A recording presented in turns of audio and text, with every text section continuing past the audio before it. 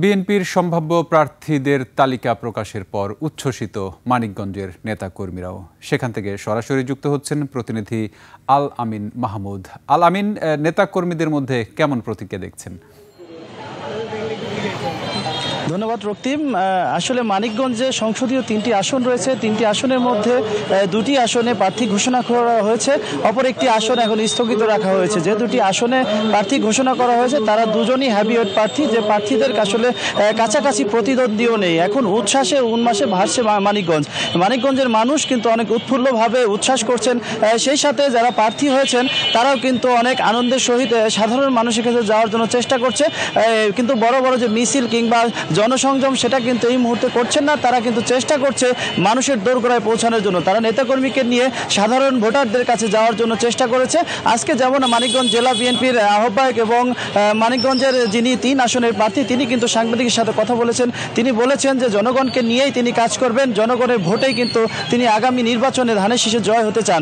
অন্যদিকে যদি আমরা বলতে চাই যে মানিকগঞ্জের 2 আসনে মাইনুল ইসলাম খান শান্তকে দেওয়া হয়েছে। তিনিও কিন্তু একটি রাজনৈতিক পরিবারের ছেলে ছিলেন। তার বাবা একজন শিল্পমন্ত্রী ছিলেন সাবেক, তিনিও কিন্তু রাজনৈতিক পরিবারেরই ছেলে। তিনি কিন্তু সেখানে কিন্তু ব্যাপক প্রচারণা চালাচ্ছেন। আর মানিকগঞ্জ 1 আসনের যে বিষয়টি রয়েছে সেখানে কিন্তু মির্জা ফখরুল ইসলাম আলমগীর তিনি কিন্তু বলেছেন যে এই আসনটি এখন আপাতত স্থগিত রয়েছে, সেটা পরবর্তীতে সিদ্ধান্ত নেওয়া হবে। আমরা যদি অপরদিকে বলতে চাই মানিকগঞ্জের 3টি আসনে কিন্তু জামাতের প্রার্থী দেওয়া হয়েছে। মানিকগঞ্জের যে 1 আসন রয়েছে সেখানে ডাক্তার আবু বকর সিদ্দিককে দেওয়া হয়েছে, 2 আসনে ডাক্তার জাহিদুর রহমানকে দেওয়া হয়েছে এবং 3 আসনে মাওলানা দেলোয়ার হোসেনকে দেওয়া হয়েছে। তারা কিন্তু জামাত কিন্তু প্রত্যেকটা দোরগোড়ায় যায় কিন্তু তাদের ভোট করার জন্য চেষ্টা চালাচ্ছে।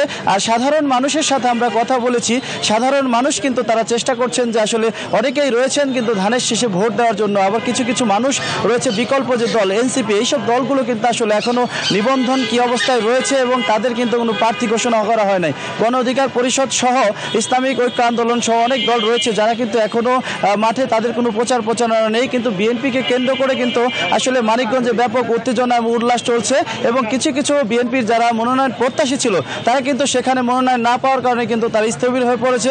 অনেকেই মেনে নিয়েছে কিন্তু অনেকের ভিতরে চাপা ক্ষোভ রয়েছে এবং সেই সাথে আমরা তাদের সাথে কথা বলার চেষ্টা করেছি। তারা কিন্তু অজস্র ধন্যবাদ। আল আমিন মাহমুদ মানিকগঞ্জ থেকে যোগ দিয়েছিলেন।